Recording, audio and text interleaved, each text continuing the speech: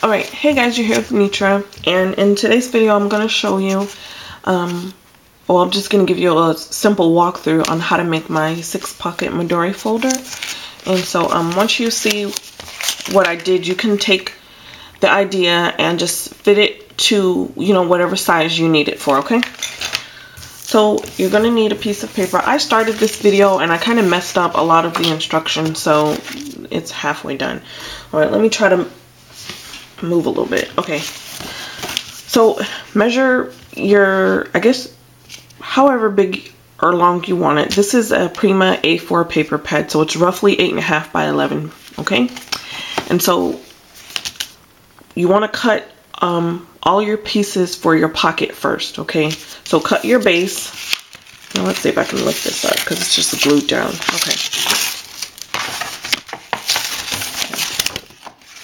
Okay, so alright, so cut your base to whatever size you need it, and then you're going to fold it in half. You can see my fold there. Okay, and then you're going to put a piece of packing tape in the middle, and that's just to keep it durable, because you're going to be sliding it in and out possibly, and your elastic is going to go in the center.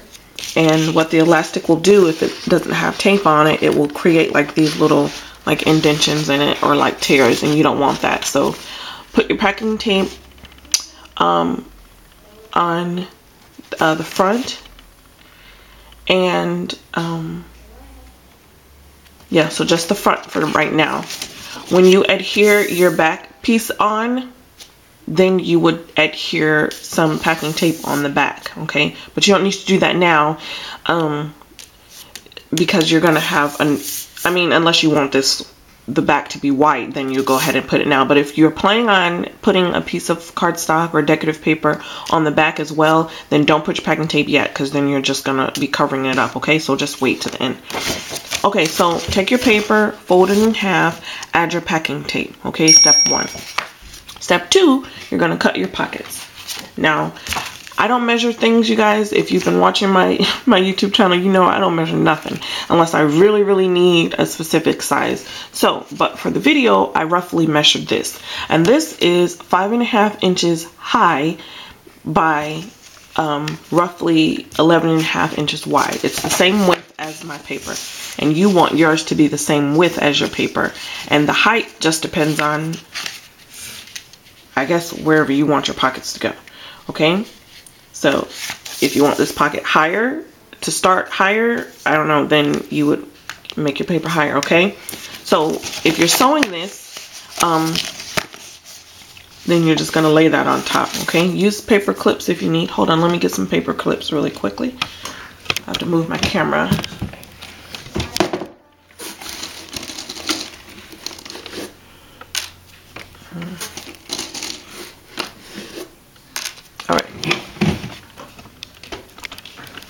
Okay, so take you some paper clips and just clip this in place. Okay. Alright. And now, don't sew anything. So you're going to cut your first pocket. You're going to cut your second pocket. This was 5.5 inches tall by the width of my based paper. And then this one, I think I cut it at 4.5 or 4.25. Yeah. This is about 4.25 tall by the same width. You're going to put that down. Okay. Clip that in place.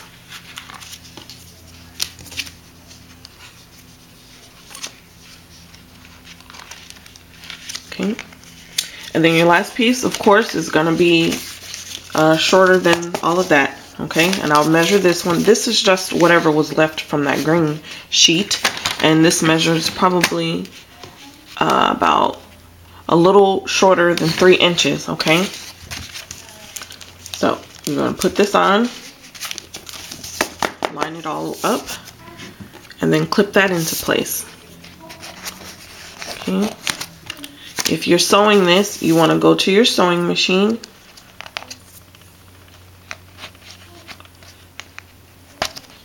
Okay, I'm going to clip this. Okay, if you're sewing this, you're going to go to your sewing machine now.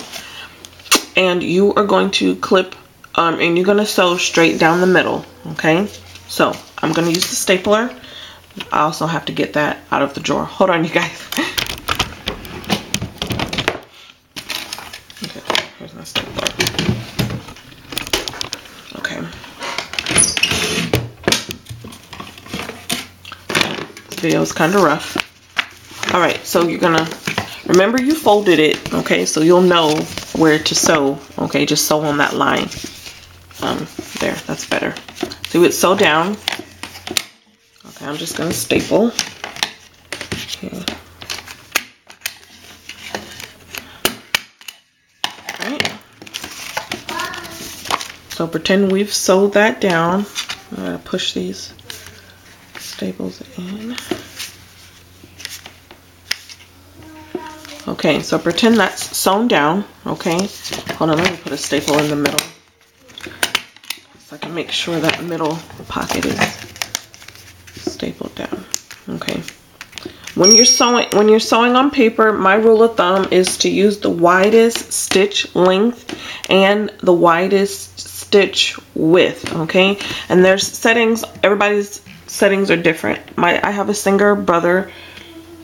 No, it's a Singer brother. It's a Singer Simple. It's the one at Walmart. It's $100. I've had it for about 4 years now and it works perfectly. So whatever your settings are, just put it on the highest stitch length or highest stitched width. Okay, if you're not sewing this, just take some glue and glue each pocket down in the middle. Okay, so after you've sewn or glued, then you're gonna remove your pins or your paper clips. Okay. You could also use a stapler, as you can.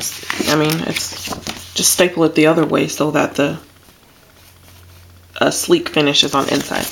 Okay, so once you get done there, then if you're on your sewing machine, you're gonna sew from here all the way down. Okay. Back stitch, okay, stitch, back stitch, keep going, back stitch to keep it in place, turn, sew down this way, make sure you back stitch at the end, and then all the way down here. Okay, and that's your pockets. If you're gluing, then of course you just want to glue. Okay, I'm gonna staple.